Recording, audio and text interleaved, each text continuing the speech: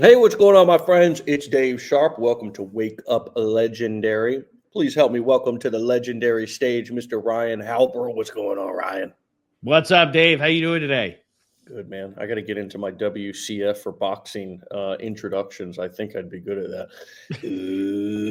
Let's get ready to rumble. That wasn't actually the best version, but it doesn't work unless you give it your all, you know? Yeah, you got to have a lot of air built up for it. What's that guy's name? I remember I used a clip of him in that video we made for the mastermind. What's the Possibly guy's? Michael Buffer or Yeah, the yeah, Buffer yeah, brothers. yeah. That's right. Legends, Awesome.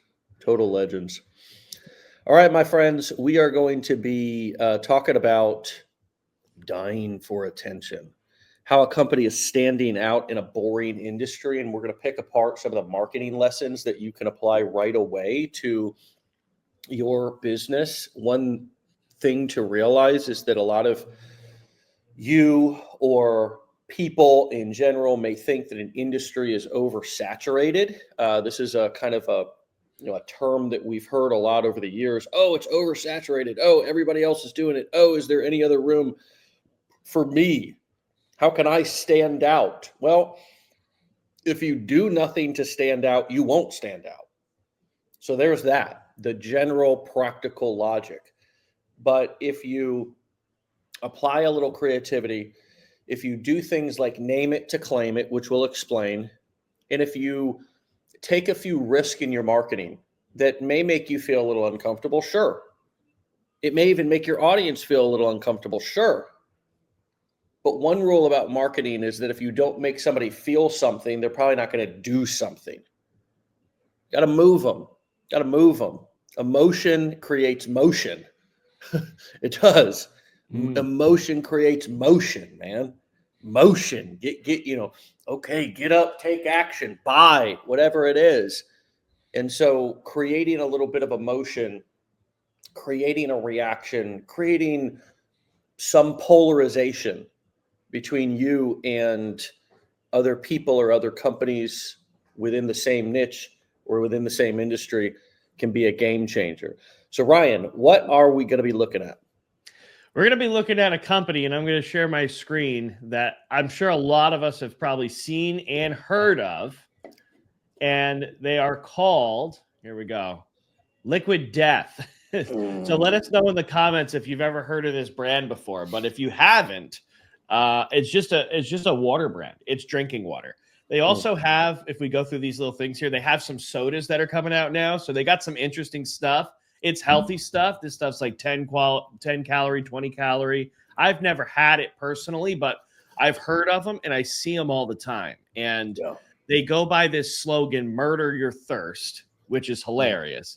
And it's just like, you don't think of Dasani or Poland Spring or any of these other, Zephyr Hills, that's just kind of, you don't think, it doesn't make you feel the same way, right? That's just drinking water. This is kind of like, it's almost like it's cool. And the messaging that I see them kind of using pretty consistently, and we'll look into some of that, is that a lot of their commercials, they'll have like a kid drinking it, and they'll have like an adult getting aggravated that this kid is drinking beer. So it's kind of like the adult doesn't realize that the water is actually just water. They think it's beer, and the kid's up to no good and all this other stuff. So it gives them a lot of really unique, cool angles that they can use in their marketing just to get people's attention, right? It's like, imagine these videos starting off, there's a kid drinking this. First off, you probably don't even know. Most people, you might think this is a kid drinking beer or an energy drink or whatever. Yeah. And then next thing you know, there's an adult getting mad about it, reinforcing what you thought was correct. And then you find out, oh, wait, it's just water. So it's interesting. They've got a lot of really, really cool stuff on this site. Here, this is their homepage. So they just, it's kind of like a nothing really all that extravagant here on the homepage. But here's something I thought was really, really interesting. So we always want to build the list, right? They have this sell your soul thing, which is, kind of metal themed at the top of the website. So, of course, I clicked on it and I had to figure out what this was. And then it comes up with this picture. They have the Liquid Death Country Club. So the membership is free when you legally sell us your soul. Otherwise, the fee is $125,000 a year. So I still don't know what this thing is, right? It's a country club, whatever. They got a couple benefits here, all kinds of other luxurious things we can't tell you about yet. But then you get down here, it's just an opt-in. And obviously you can see it's pre-filled. So I opted in. I couldn't not do it. And it brings you to just this membership area where if you send in pictures of the drinks because you're buying them, you get points and stuff like that, or you get skulls, they call it. But the funny part is that I thought I was going to click on this right here, and it was just going to be like, no, seriously, just opt into our site. No, it goes to an actual checkout page. Like I can add this to the cart and I can spend 125 grand. Like, see, now I've got 2 of them in there. I'm going to go down to 1 and watch this. I go right to the checkout and it's actually, I can put my card in here and check out for $125,000 to buy instead of just giving them my email.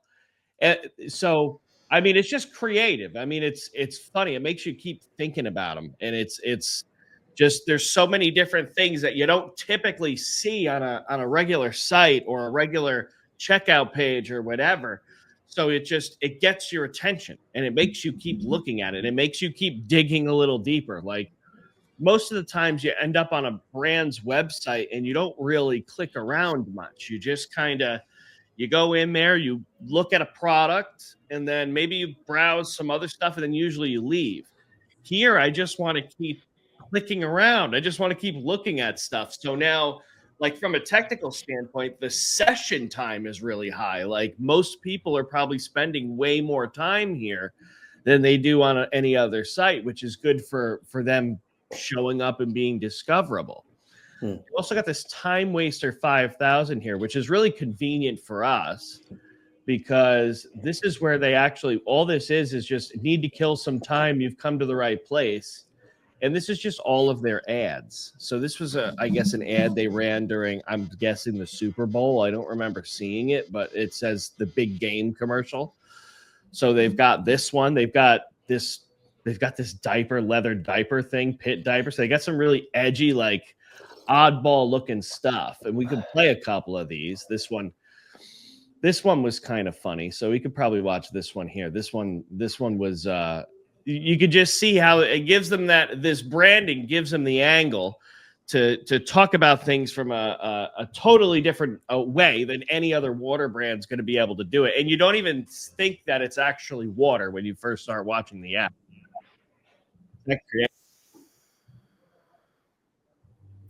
Can't hear it. You can't hear it? Uh-uh. All right, let me see. It might just be the way that I shared it. So let me just try doing it like this. Share screen, do this, and then do this. All right, see if this makes a difference. Hey! No way. Ozzy Osbourne. Death dust. Take it from me. Don't snort that stuff. We weren't planning on snorting it. Yeah, we're gonna mix it with water and hydrate. It's got electrolytes, which your body needs. Yeah, it's delicious. Whatever you do, don't try freebasing it. Free what? And never, ever inject it. And how would we even... And don't even think about boofing it, you little pervert. Boof? You know, well, you stick it up your...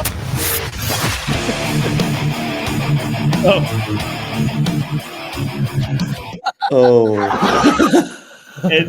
that's how they all kind of are. That's how they all kind of are, right? Now they could have went and did the whole, kind of like they could have just done the whole, let's set it up in a nice spot and pan around it and then do some kind of voiceover. But they're able to come up with this really creative stuff like this. And that's not to say that any brand can't do that, but because of the sort of the theme and the audience and just they know their demographic really well. They know that there's probably plenty of people that would have found that ad like offensive, right? And they've certainly got ads that are even worse than this because I watched a bunch of them to figure out, like, let me make sure if there's anything I got to make sure to intentionally not click on while we're live streaming. But it kind of gives them permission because of the way they've branded their company to do this kind of stuff because they know their audience is going to enjoy it.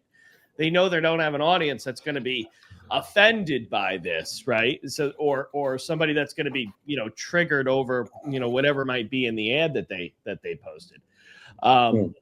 So it's really just like out of the box, normally, you don't really pay attention to these kinds of things, but Dave, what's kind of coming up for you as we're going through some of these things? Yeah, Bonnie said the target audience is the non-offended. I am loving it. I mean, this is marketing at its best, and this is a great example of polarizing your audience and having a product or a message or like videos that just get people to just stop and be, what the heck am I looking at? How can I implement this in my business on a day-to-day basis? It's really, what are the things that you're afraid to talk about are one thing that's a great example. We had a coaching call yesterday with our private clients here, and I was kind of talking, sort of asking questions, and bringing out some insights from them. And one of the things that came up is, hey, I want to share more about my life and my story. It feels vulnerable. It feels scary, right? And that was the same sort of feeling that I had back when I was beginning my affiliate marketing career. And, I was essentially, in my eyes, I'm not saying it, I was a nobody, right? I thought I was a nobody. And even more so, I was like, look, I just got clean from drugs. I got clean from heroin. My self-esteem and confidence was at an all-time low. I was working construction with my dad, high school dropout, no degrees, no business experience, all the things. And I just was trying to, I was really afraid to be myself, but I felt so uncomfortable portraying this this kind of half-assed version of myself. And I can remember going as far as, it's sort of today's version of comparisonitis, when we look at other people's videos and, we're like, oh, I'm going to copy that exactly. And, oh, I'm doing the same exact thing such and such is doing. Why aren't I getting the same results they're getting? Well, I was like parting my hair and wearing like collared shirts, like other guys that I saw. And I thought, if I just dress the part and look the part, and I'm going to be fine. And I don't want to stand out too much. I don't want to bring too much attention to myself. Like, these were all the normal, I guess, societal sort of thoughts and ways of being, kind of like, that's why I always say, be a good little girl, be a good little boy, get good grades, get a good job, Davey, grow up. Oh, you want to be a baseball player, right? All these. And then we step into adulthood, and it's like, stay in line, don't make too much noise, don't bother anybody too much. You're being too obnoxious on social media. Don't post that. That's going to embarrass me. Shh, don't say that. That embarrasses me. Like, we have all of these messages from both our guardians or our family or people growing up, and it's not their fault. Like, that's what 99.9% of society does and lives by, and it's appropriate and it's polite and all the things. And I also thought that to be myself and be edgy, or a little bit more edgy, and edgy is really a self-defined thing. Like, right? Like, edgy doesn't have to mean the same thing for everybody. But for me, it was about being more honest with my story and who I was, so I could feel more comfortable in my own skin. And of course, not just sharing that, like throwing up on my audience and just like sharing a bunch of unhinged, unhealed shit, but it was about, hey, turning my mess into a message, and that really was what scared the hell out of me. And so, yeah, I went live one day on a webinar and just kind of told my story. And I was inspired by this guy that I heard talk about his alcohol recovery journey. His name is Jeffrey Combs. Still haven't met him to this day, but he's a sales trainer, basically. Probably pretty old now. He was pretty old back then. Probably some of the people who are know him are like, that ain't old. But anyways, he was sort of like I viewed him almost as like a like a father figure. I listened to some of his training, and I heard him talking about his alcohol recovery journey, and it sort of inspired me to get more honest into just kind of share what I felt was really edgy. And I did. And that was the start of kind of my people actually responding in kind of, I guess, and trusting me more. And again, I didn't just throw up. I didn't just, I thought about my presentation. I thought about how I was going to share, what was the lessons, what was the message, what was the vision that I had, and what was the vision that I had for my customers, right? It wasn't like an unhinged, like, here's my, I've been dying to tell you all this, but it was me saying, okay, I'm gonna be Liquid Death instead of Dasani or whatever. I'm gonna be Dave Sharpe instead of John Smith, and that sort of opened up the doors. The more things that I did that were edgy, I had my first event that I ever launched. I had a business partner and a company back in 2011. We started to test different names. We actually hosted an event in Atlanta, Georgia for marketers called Don't Be a Wussy. That was the actual name of the event. We sold 1,200 tickets. I walked into the room. It was my very first event. And I just was like, who are all these people? Like, where did they come from? But it was like, my business partner was really polarizing, probably more than me. I was pretty polarizing with my story and with things that I was saying. We then went on to host lots more events. Fight the Forces of Evil was one of the names of the events. Just Get Money was another name of the event. Release Your Inner Badass was a name of an event that we did. And these were huge events. I mean, this was a network marketing company that we owned. It had a network marketing, multi-level marketing structure to it. And so we had a huge community, and people of all ages, people of all backgrounds. And it was amazing because we were really polarizing and really edgy. It was Dave Sharpe in his 20s, right? And I was more raw than I am now. And it was just amazing the people that it attracted. It's sort of like the president that we have right now. It's like hate him or love him. Like, there's people of all walks of life that love him, right? And again, agree with him or disagree with him, the polarizing nature of what he's, and I've even found it fascinating to kind of pick a side, like what Elon Musk has done with him. Most of the time, large business owners, huge celebrities are somewhat, it's like, keep your business keep your politics and religion out of business. And just Elon picking a side and deciding to go like all in on one side is polarizing. And oftentimes what that does when you polarize your audience like that is that you get the people who kind of like you to love you, and you get the people who kind of don't like you to hate you. And the problem with staying in the middle sometimes in your marketing is nobody hates you and nobody loves you. They're just kind of like, meh, right? Yeah. Meh. And that's a huge lesson in marketing, is because, and how does that play into the Liquid Death and everything else that we're talking about, is because anytime you make a commitment to one side, it's scary.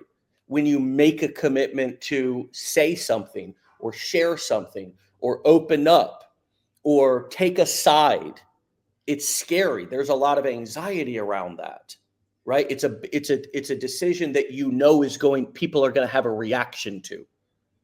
And while that may be something that we try to and have been taught to sort of stay away from in normal, I think a lot of us probably grew up like don't even talk about this stuff at the dinner table. Like, don't talk about money, don't talk about politics, don't talk about religion. Now, you may have grown up in a family where, but a lot of families were like, we don't even talk about this stuff behind closed doors.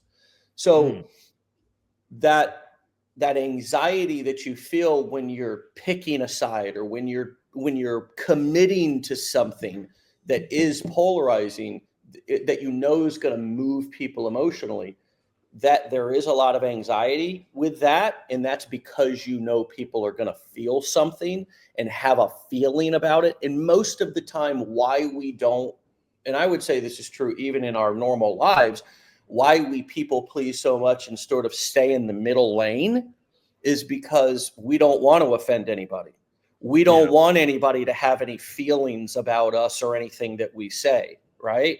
And it's like, okay, accept the consequences of that if you're also going to use that, and if you're going to have that same approach in your marketing, because you're probably not going to move anybody. You're probably not going to move anybody emotionally, and motion follows emotion. If people don't feel something, they're not going to do anything. And it's why we've said for, decades that, sales is about emotion. It's about getting people to feel something. Stories sell, facts tell. And the reason why stories sell is because usually they elicit a deep feeling.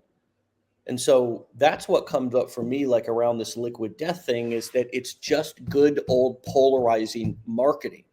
And they're actually doing marketing versus just putting a bottle on the shelf, hoping that somebody buys it, or, they're a new dog coming into a saturated, if you will, industry. And isn't that what a lot of us feel like when we're starting online?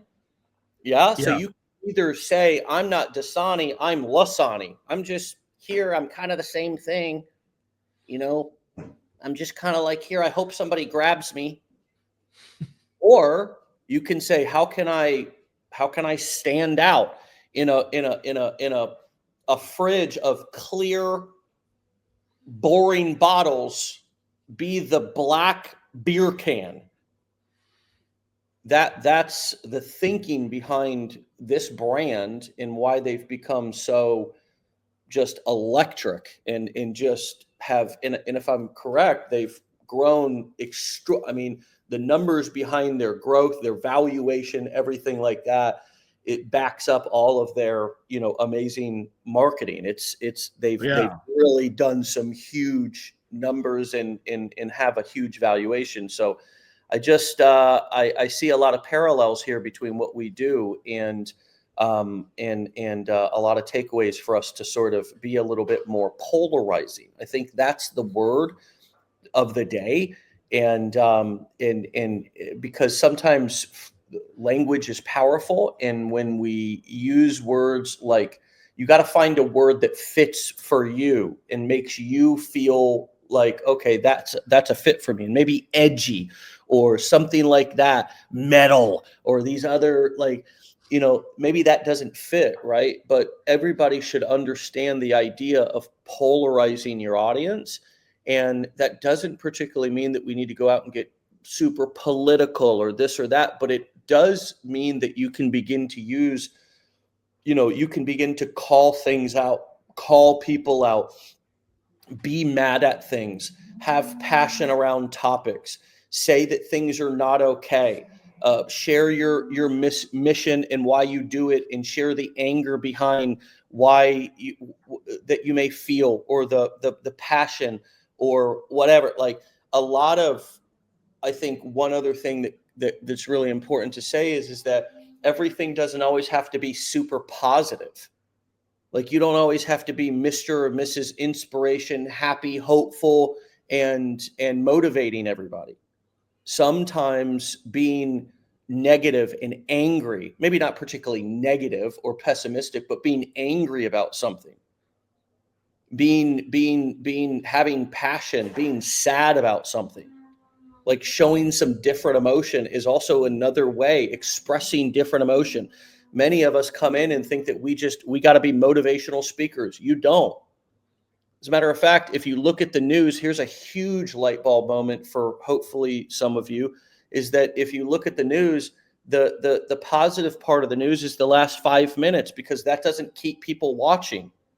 So you may wonder why your happy-go-lucky, inspirational, motivational content isn't working, is because people don't want to watch inspirational stuff all the time. As a matter of fact, they like to hear it, they like to read it, yes, but what we really want is the dirt, the juice, the negativity. We want the drama. And it's not like what we want for people, it's just us as humans, it keeps our attention. It's like you never drive down the road and pay close attention to all the cars that are doing fine, but when somebody has an accident, you cannot not look. You have to look. And so it's like even making people think that you've messed something up, or something's a train wreck in your life, that you know, like that is another, like not always looking perfect or like you got it together, like actually showing some sort of behind the scenes messy reality. Can you create a train wreck that's not really a train wreck, right? But it appears as one. Your subject lines, I really screwed this up. I mean, that's something, I can't believe I did this. I really messed up this time. These are headlines that you can use in your emails, in your videos, to mix it up and get some of that sort of negative attention. And certainly you can pull people in with that and then deliver your message. Like ideally, you know, we sure, you can be depressed and sad and angry, and you don't have to have a solution in every video.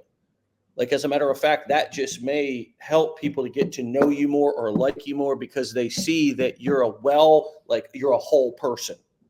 And I think a lot of times nowadays online, when we only see one side of people, my girlfriend said it to me, Mandy said it to me, hey, you got to show how funny you are.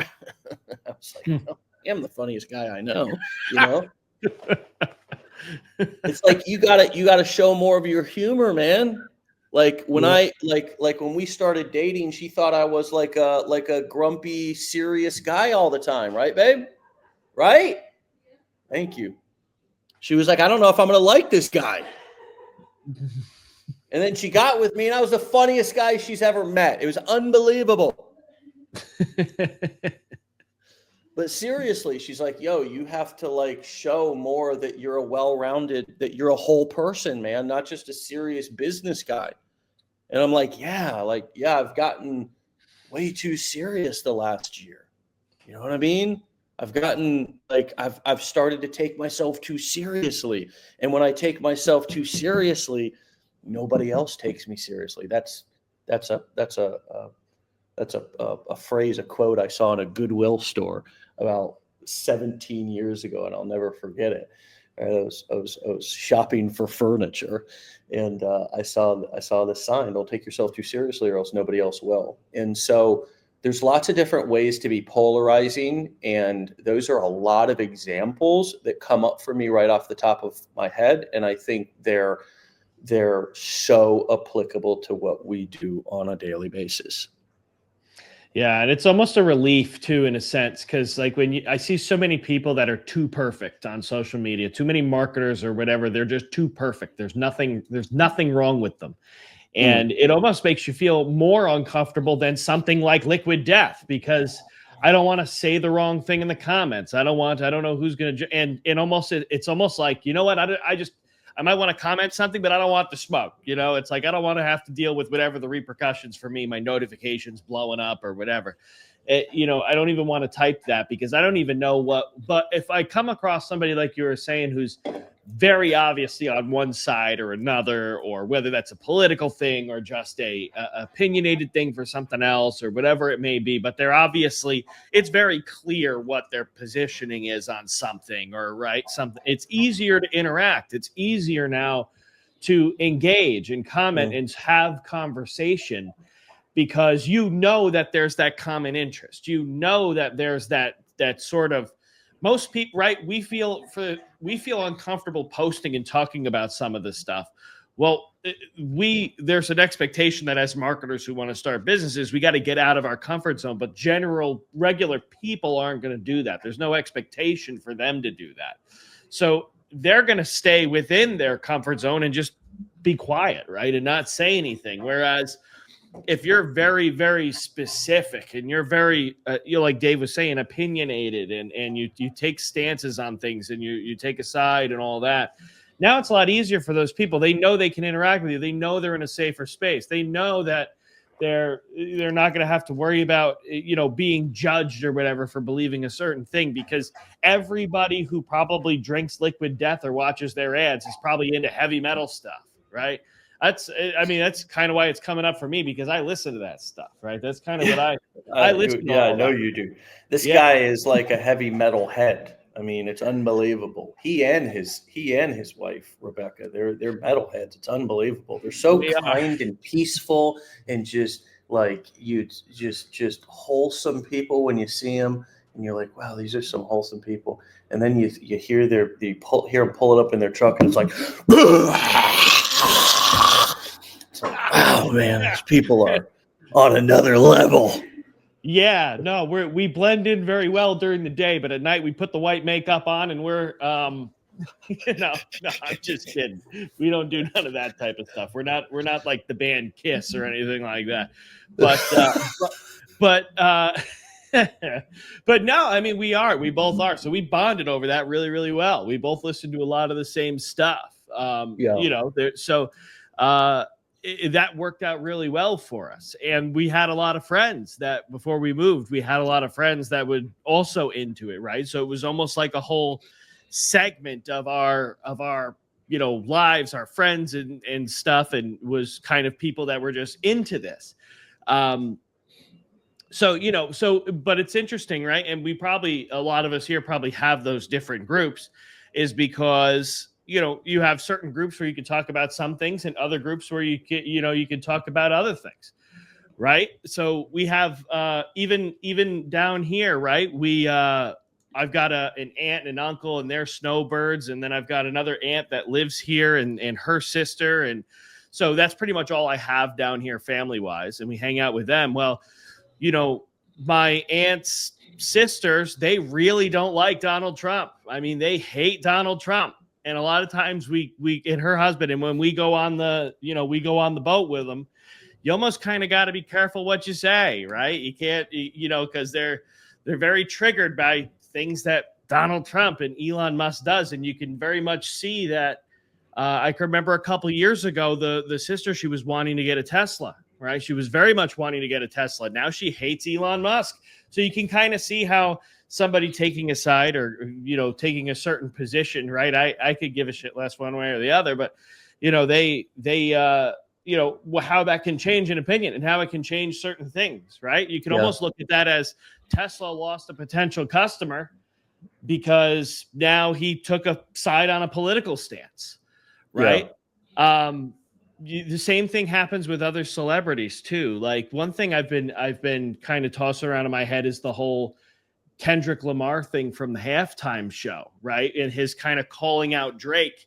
A lot of times, you've had these rappers and stuff over time that have called out other rappers, like Eminem. He's been a target, and Jay-Z. So these guys, you get some of these guys that are seemingly nobodies, right? That all of a sudden they want to call out. I don't know if you remember when MGK went after Eminem.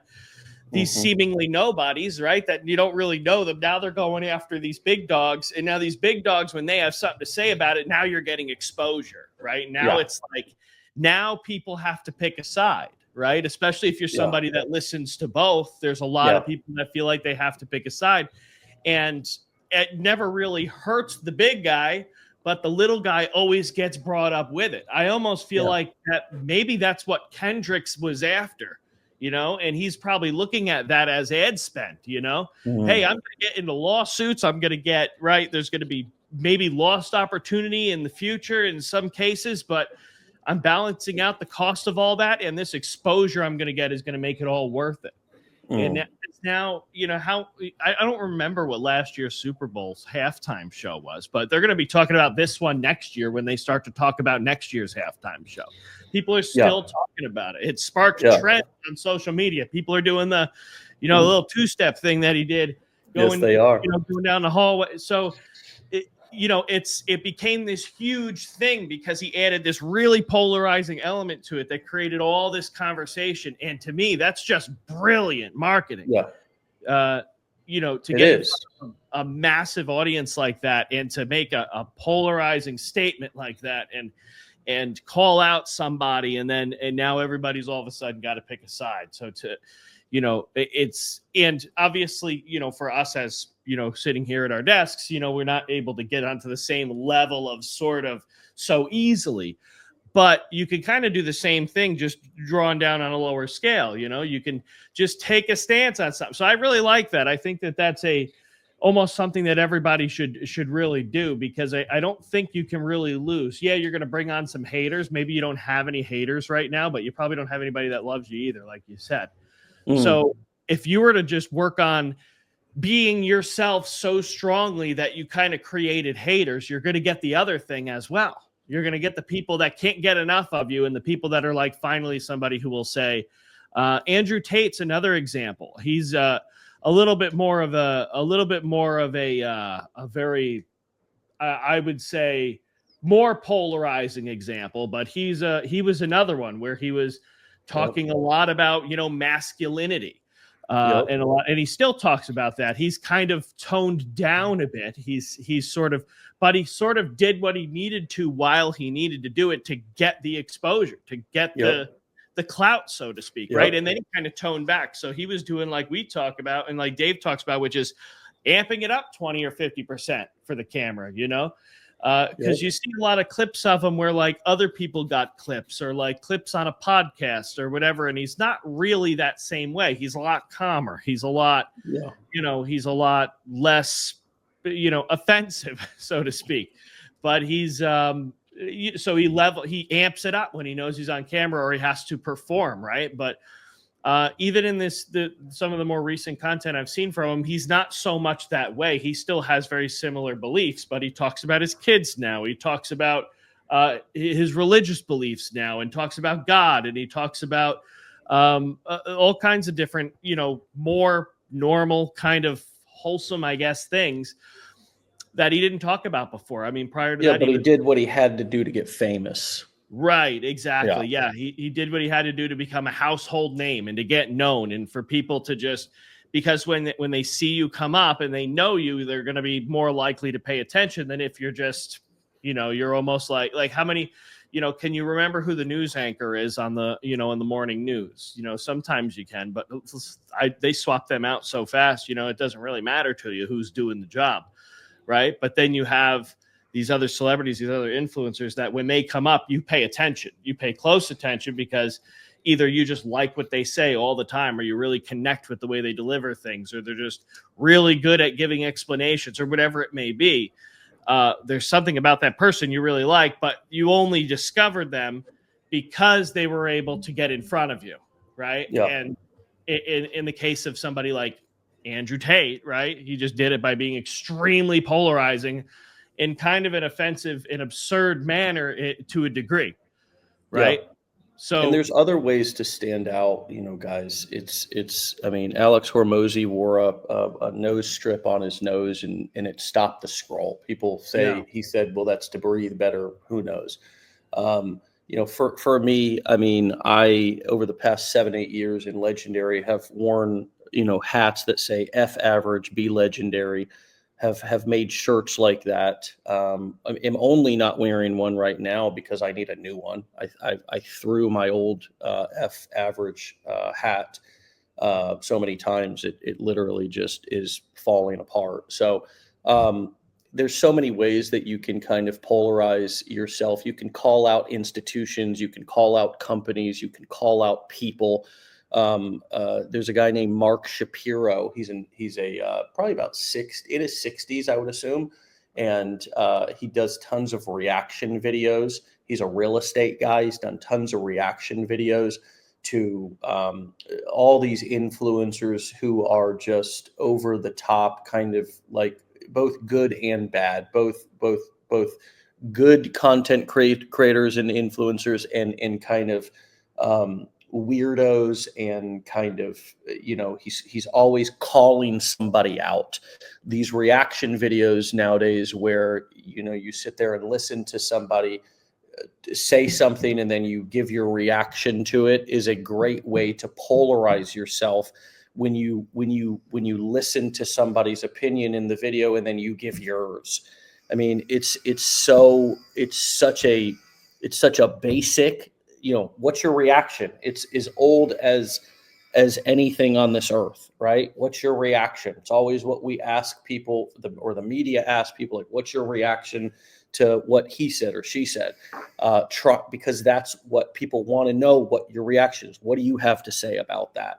And so that's one of the simplest ways to kind of polarize yourself, against other people and opinions, and calling out institutions, jobs, companies. Like, you have free speech. One of the things that I think we've forgot is that we have free speech in this country. You can say whatever you want, and that's a great and beautiful right, right? And it's always been there. Okay. It's always been there. It's not now just because Donald Trump's in office, we have free speech. It's always been there. Right. And some people, some people have maybe we've learned a little bit more about terminologies that are hurtful. There's a difference between hurtful and offensive, right? Hurtful is being mean and trying to put somebody down. Offensive is usually when you have an opinion and you share it and somebody's offended by it. There's a very big difference. Hurting people, not cool. Offending people, okay. Maybe not cool to go around and try to offend people all the time, but there's a very big difference between hurting somebody and saying something hurtful and saying something offensive. And the fact that we haven't talked about this, but offending somebody in your marketing is okay. Hurting somebody is not, right? Trying to say something, like, for me, I never negatively promote. I never put people down or try to ruin people or hurt people or try to boost myself up by hurting somebody, by trying to take somebody out or hurt their business, or truly hurt them in their lives and their families. I have been the target of hurtful marketing where people tried to hurt me, unsuccessfully, might I add. But I encourage you guys to ask yourself what could be offensive. What could I say that's offensive? And it's likely probably not as offensive as you think it is. It's probably just an opinion that everybody else has. And one thing that you can maybe make a goal of is saying things that other people are thinking. That's one way to start being more polarizing. Saying things that other people are thinking but are afraid to say. So with that being said, let's leave it there, my brother. We'll be back tomorrow with another episode. Thank you, as always, for your amazing insight and co-piloting here with me. It's a pleasure. It's beautiful. Maybe we offended some people today. Maybe we didn't. Probably not, right? Hopefully you guys were encouraged and inspired to go out and to show the whole version of yourself to your audience, to think of ways that you can push the boundaries a little bit more in a way that maybe is offensive, not hurtful, but offensive. And let's go out there and rock. Let's be legendary. And let's meet back here tomorrow at 10 a.m. for another episode. Get out of here, my friends. Peace. See ya.